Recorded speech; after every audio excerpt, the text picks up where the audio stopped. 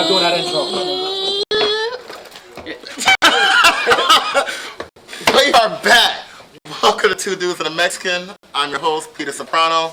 To my right, the resident Mexican, David Quinones. Órale, mi gente. And to my left, What's up, D-Money Drizzy Dre. What's up, people? What's going on?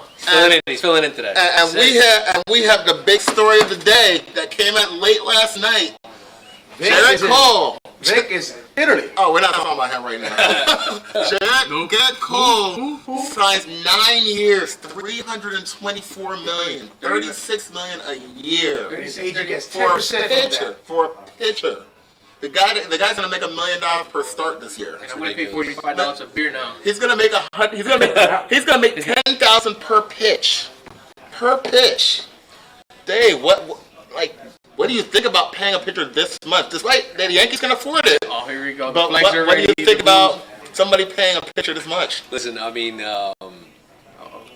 you knew that, once Strasburg, got paid what he got paid, whatever team that was going to go out and get Gerrit Cole was going to have to pay over $300 million. I mean, I think that was given. Listen, is he the best pitcher in the major leagues right now? Some can argue yes, others maybe argue no, but I think this is a huge addition, obviously, for this pitching staff for the Yankees, because now they do have their ace. They have a good 2, a good 3, a good 4. And listen, I don't know if it's worth it for $324 million, but it's definitely going to be worth it to their fans, and it's definitely going to be worth it because I think they're the favorites to make it to the World Series. $30 million for a player. I think they're favorites, though. Who was the good 2, 3, and 4 though? Man, I mean, everybody assumes Severino. I mean, listen, yeah, I think Severino can be an ace down the line if he can stay healthy, but I think he's a solid number 2. Tanaka, definitely, I think a solid number 3. So you still got, Herman. We don't know if he's going to jail for getting Possibly. We don't know if he's going to jail, yeah. And you got the Montgomery coming back. So listen, they have a lot to look forward to. But again, the biggest thing is they got their ace.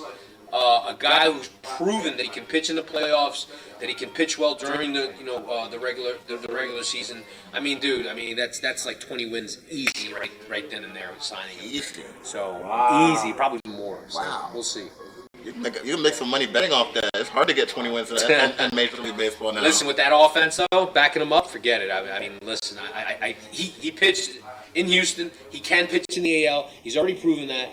He won the Cy Young. So he's proven it all. So now I think all it boils down to is, can he pitch in New York? Because we see that sometimes, right? The Yankees go out and get big pitchers, and what do? They fall flat on their face in New York. So we'll see if he can maintain the pressure and pitch here,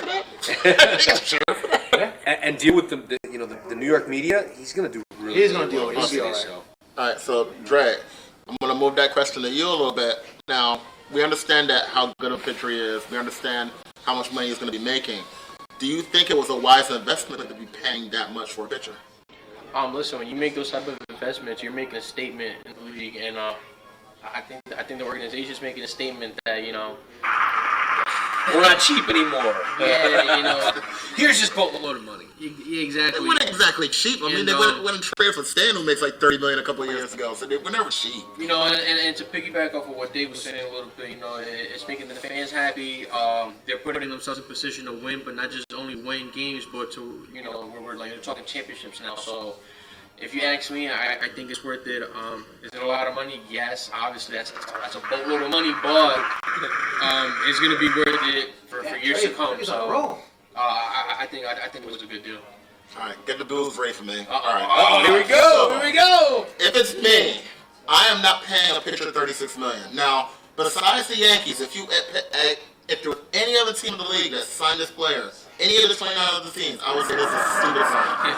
The reason why is because, one, you're paying him until he's 38 years old. Yep. So when he's 38 years old, when he's 35, 36, Verlander's 36 and he's already starting to fall off a cliff. So you're going to be paying Gerrit Cole probably for about 2-3 years. He's going to be another Jacoby Ellsbury at his contract for 3 years. Wow. So you're going to, and you are paying Jacoby Ellsbury $23-24 million. You're going to be paying this guy $36 million. So you're going to be paying him $36 million, $10,000 a pitch when he's 38 years old. So That's why if any other team in the league, 29 other teams try to do that, it's a stupid move. But the Yankees are the one team that's able to throw stupid money and not care about it. So, and I don't want to hear all this crap about, oh, we threw Andy Pettit to go and see him, and that was his childhood favorite player, and he always wanted to be a New York Yankee, and all that. No, we don't want to hear none of that. Because you know what? See, now you're trying to blow out commercial. No, I will not be contained. Listen, I don't want to hear any of that crap. They paid him $324 million. That's the reason why he signed. The next team that gave him the highest offer, from what I was told, was the Dodgers, which was around $300 million, and the Angels offered 8 years, $288 million. So, with that said, I think they overpaid, but the Yankees can do that. Definitely overpaid. And I got these gunned at me, but I don't care anyway. Got the booze, got the flag. I mean, listen. I guess CC Sabathia was right. He's still mad about 95. You pay the guy, you know, a boatload of money. He'll put you on the moon. Puts you on the moon for you. So, listen, they paid him a lot of money, and he said yes. But now, I mean, this just quickly off topic to move away from him. Rendon's still out there, and he's the next one. And before we get to him, Scott Boras is the man of the year. He's already sold 3 contracts that add up to $650 million, and as our producer said, he's going to get 10% of that. So he's already made $65 million this offseason. That's great. He has Rendon, who's going to bring in another $250 to $300 million this offseason. That's going to get him another $25 million. And then he still has players like Dallas Keuchel, Ryu. He's going to end up making $100 million this over $100 million this offseason. Just as an agent. Just for negotiating contracts. He is the man of the year. If you're not raising your sons and daughters to be in sports, raise them to be sports agents. That's what you need to do. But let's move on to a quick recap of what happened this past week listen, we had a great NFL weekend. It was some great games. And the game of the week was New Orleans Saints and the San Francisco 49ers. It's crazy. Game went down to the last second. We, of course, anytime the Saints are involved, we're going to have controversial calls. Of course. It was a pass interference. There was a rule that showed it really wasn't pass interference. Nobody knew the rule, but we now know it wasn't pass interference. Now, one, do you think the Saints got screwed a little bit in that, even though you know now that the rule was correct and they should have called it? Do you think the Saints are used to getting screwed? And two, what does this say about the Saints and the 49ers after this game? I'm not surprised about the call. Again, that's the league.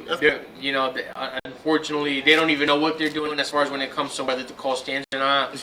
I mean, it's funny how they implemented the rule because of the New Orleans game last season, and yet they still don't know what to do about it. But unfortunately, that's just how it goes. It screwed the Dolphins too. Now, with that being said, look, the fact that New Orleans were able to put up 40 points and then vice versa with the Niners putting up 40 points.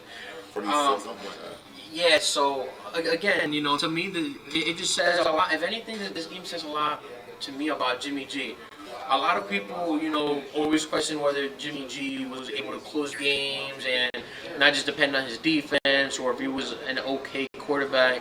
He had 40 seconds left on the clock. A big play to Kittle to set him up for that big field goal or winning game. You got to take your hat off to San Fran, because he just came out of a tough game with Baltimore to go into the Superdome and play a hot team. Another tough game with Seattle. Exactly. So you know what? Kudos to them. They found a way to get it done. And again, you know what? To me, this isn't a loss in New Orleans. They got beat by a really good San Francisco team, and it's not like they got beat by multiple points or they got blown out. I mean, you look at what San Fran has done with Seattle, Green Bay. Now this game against New Orleans, like they're on a roll with playing against top teams in the league right now. They're on a roll, and you know what? Again, New Orleans is still a team to be reckoned with in the playoffs. So again, big shout out to both teams. Big shout out to San Francisco for pulling up a huge win, which in my opinion, I thought it was over once. Drew Brees did what Drew Brees usually does, and that's drive his offense down the field for a touchdown. Jimmy G, stepped up, man, and he made a big play that won the game. So, like I said, kudos to them. Dave, what does this game say more about? Does it say more about San Fran defense giving up that much, or does it say more about San Fran's offense being able to do that against New Orleans? Yeah, I think it says more about San Francisco's offense, obviously. Fucking trash. If you told me before this game, Drew Brees was going to throw for 5 touchdowns and lose, I mean, you'd be like, yeah, you're crazy. Dude. Yeah. So, listen, that defense gave up a lot of points, but listen, that offense was resilient. Running game kept grinding it out. Lucky ass Jimmy G making plays. Kittle making big plays.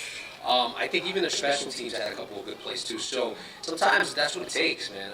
Listen, and I had New Orleans winning this game, especially with San Francisco traveling, from all the way from the West Coast. I thought that was going to have an issue. Obviously, New Orleans playing in their dome, in their friendly conference. They rarely lose there. So you got to give credit to the San Francisco team, man. They grinded it out. Again, they lost last week against Baltimore. I had them losing again this week, and they just found a way. So sometimes teams just find a way. Don't worry about it. They don't fucking lose again. I mean, listen.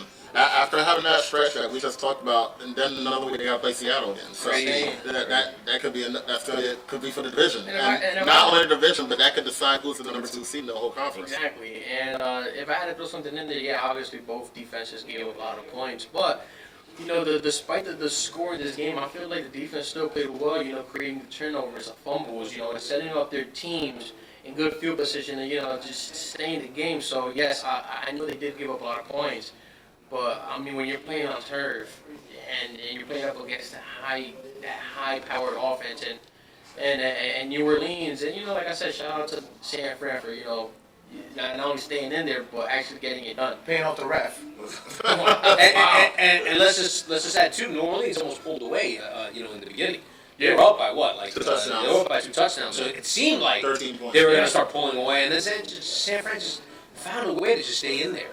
Big plays. The Saints did what the Saints do. They found a way to blow it. That's what they do. You could say that too. They do that at every single big spot. Whether they give up a miracle touchdown in Minnesota, whether they can't get the last pass interference call versus the Rams, the Saints find a way to lose these type of games. Yeah, but nobody was stopping Kittle. But listen, Face mask gonna know that, man. But like I said, but the point is that if they wanted to do it, as soon as he caught it, dude was right into silence. He could push him out of bounds. Right. What he did, he tried to strip the ball. He grabbed the face mask, gave him 15 more yards. That was bad. That's what the Saints do. Stupid. That's what the Saints do. The Saints find a way to blow these games every single time. But another big game that we had this past week, another game that was one score, was Baltimore Ravens and the Buffalo Bills. Another game came down to the last couple seconds. Buffalo had the ball down 7. They couldn't get into the end zone. But what did that game tell you about both of these teams? I mean, like I said, Baltimore, in my eyes, right now, they're the best team in the AFC. Again, their defense is just playing well. They got such a tough running game, and listen, Lamar Jackson. I mean, people are making arguments of him being an MVP this year. So, and he's making a big statement to do that. Buffalo, resilient, man, because I thought that game was over. And all of a sudden, here comes Buffalo. Yeah. With their running game, and they didn't give up. And in all honesty, I thought they were going to tie the game at the end because that's what it looked like it was going to happen. So, a lot of credit to Josh Allen too, man. The kid, he's a young kid, but he was able to, put some plays together and almost get that ball in the end zone and tie that game up. So. Yeah, it was a tough game, close game. Actually a fun game to watch. It was, man. It was really was. Greg, what do you think about that game? What was your impression of those two teams? honestly, like me. So me, I picked Baltimore to win, and the fact that they like We both thought Buffalo would cover though. yeah, exactly. Which they didn't. No, they did, but like, at one point. but the point was is that I didn't expect Baltimore to blow them out. Josh Allen's been playing really good football. The whole team as a unit, both sides of the ball, they've been playing great football. The defense is, ranked 3rd overall. I mean, the offense, Josh Allen's making some big plays. They played good against good And, teams. and the fact that, I guess, they lost against Baltimore, but Baltimore, I mean, they've been blowing out teams like the Patriots, the Rams. They've been blowing out teams. And again, to me, in my opinion, Buffalo has nothing to be ashamed about, in my opinion. There's no, I mean, guys, you guys lost, 7 points against Baltimore. There's still a lot of game left. They lost one score game to Baltimore. They lost one score game to You know, New England. they got a whole foot in the playoffs. And again, to me, it's looking, again, nothing to be ashamed about. But the better team just won. It's like they're almost there, They're Right. they're there, Yeah. They just need more experience, maybe Maybe one more game breaker. Yeah, but it seems like they're so close. And again, that defense is ferocious. And I'll tell you so something. one of the best defenses in the AFC, one of the best defenses in the NFL. And in my opinion, I think this is the type of game that's going to help Buffalo down the stretch, especially when it comes to playoff time. I think this is one. I think Buffalo reminds me of San Fran before they made the Emmanuel Sanders trade. Okay. I think if Buffalo had one more weapon, probably a wide receiver, it can open up their team so much more. You look at San Fran, what they were at the start of the year before the trade.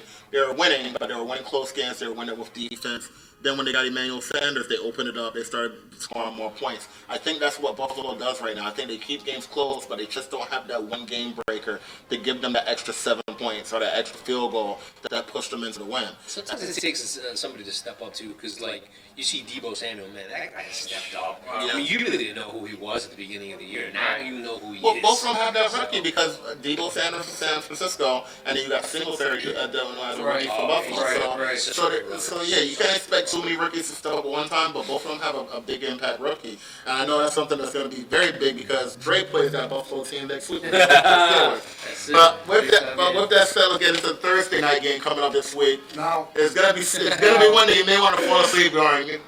Find something else to do, They but could have flexed that game somewhere else, man. They can't You know what I'm flex it, saying? They can. unfortunately. Just take it out and put another one in. I mean, just don't watch. But it's bad. Just move it to Friday. It's really bad. No, don't move to any game. Move it to Friday. At least people get drunk and watch it. You know what? Move to London. That's what you do. Move to London so you can play it at 9 o'clock in the morning on Sunday. That's what you do. Baltimore Ravens versus the New York Jets. Right now, the point spread is 15.5. Oh, my God. Everybody expects Baltimore to blow them out. I expect Baltimore to blow them out. I got them blowing them out. You got them blown out. Is this going to be anywhere close? No, it's not. I mean, listen, both teams are, so to speak, on different spectrums right now. So everything's unraveling too with the Jets. I mean, while I was driving, into work today, they were talking about Le'Veon Bell and him bowling on Saturday night. And Yeah, how he didn't think that would be an issue or something like that. So I mean, it's a circus over there. Let's be honest here. So I feel bad for them. So. I don't. Baltimore. Listen, Baltimore's. They're not gonna. Take this game. Lightly. They're gonna do what they need to do. They wanna be number one seed. Yeah, and they're just gonna roll over the Jets. So. Yeah, super. I mean, look, man, that's a very well coached team. You can obviously see it. They're like I said on Beach Corner, they're not gonna let their foot off the pedal. They're gonna ram it down the Jets again. Ram it down their throats. Ram it down their throats, and this game. Ram it down their chest. Listen, exactly. And Baltimore's just gonna stack up the points, and like I said before, they're looking for that number one seed in the AFC. They're looking for that home field advantage when it comes to playoffs and the championship games. And again, the Jets is just another. I feel bad for them in a way. Again, it's just falling apart from not looking good. I expect Baltimore to roll big all right, move time. on to the Jets. Listen, this is what we got to talk about. This is football. But That's listen, not football. It's just one team coming to destroy the other one. Circus. That's it. It's a circus. I suggest pull off an upset and piss us off. Wow. They're No, not. I think Baltimore's going to win this game by 20. No way. They're not pulling one. It'll be a blowout. But before we go, I want to talk about two more quick things before we get out of here. One, this week, Army-Navy game. Damn right. The tradition. Who do you got? I'm gonna have to go with Navy here. All right. I mean, they're gonna try to make it 4 straight. I think. Well, Army's won 4 straight. I'm sorry, Army. Army's I'm sorry, won 4 straight. Army's won 4 straight. Yeah, so I'm gonna go with Navy. I'm Okay. gonna go with Navy. Yeah. Just because. I'm going to go with Navy also. I think Navy's a better team. Army's been up and down all year. Navy's only lost 2 games all year, and one was both of them to ranked teams. Memphis, who's top 15 ranked, and Notre Dame, who's top 15 ranked. So I think they'll win that game by 2 touchdowns. What do you got? Yeah, I agree. I expect Navy to play really well. Because As what they've he's going on. As they've been playing all season long. He's been like always going, to sailing against us. Like, Yeah. It didn't work last week. no, it didn't work last week. Nah, it worked against San Fran. So I picked them. Listen, I got Navy to win. Same range as Pete said, 2 touchdown range. Listen, I know Army's been winning their past matchups, but I can't trust Army. They haven't played well all season, and Navy's been playing really well. I gotta go with them. I agree with Pete. I expect them to win between a 13 and 16 point range. They cover the spread. And before we get out of here now, we have to get to big boxing fight this weekend. I'll be there at the Terrence Crawford fight, but I'm not worried about the Terrence Crawford fight. I'm worried about the co-main event, Teofimo Lopez versus Richard Comey. What do you Baker. have that fight? I'm gonna have to go roll with my boy Teofimo. Teofimo. So I he's get something with that, 22 years old, gets his championship, huh? Yeah, I think so, man. I think so. He's a young lion coming up, so he likes to hit. We'll see. I think it ends in knockout though. So Wow. And knockout. yes, sir. Delfino Lopez, I think we're going to see a new champion. It's going to be a close fight. This is a fight I think is going to go to the scorecards. I think this is a fight where both fighters are going to respect each other's power. They're not going to get reckless. Obviously, this is a type of fight where anything can happen at any second, where a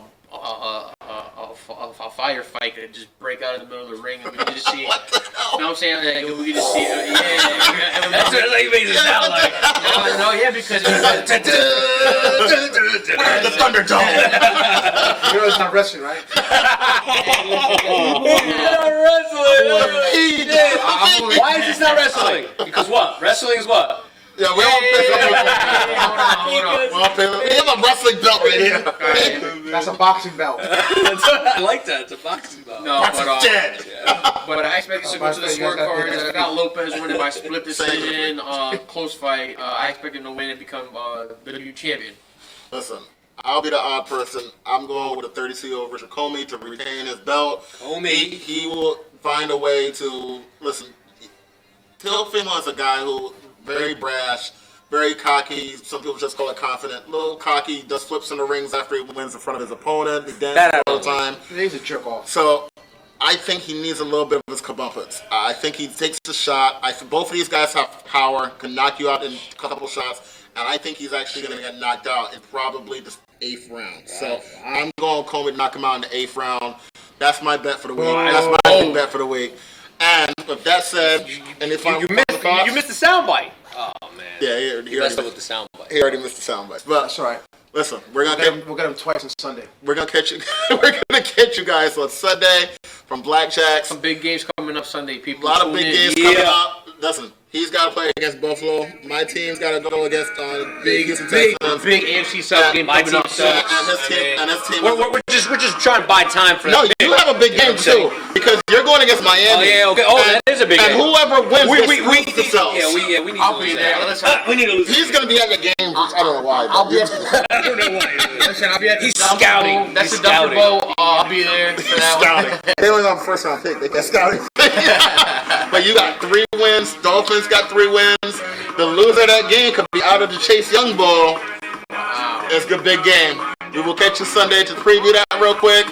Preview all the games. We'll talk about everything on Sunday from Blackjacks on Sunday. Peace out, everybody. Peace, mi gente. Love you.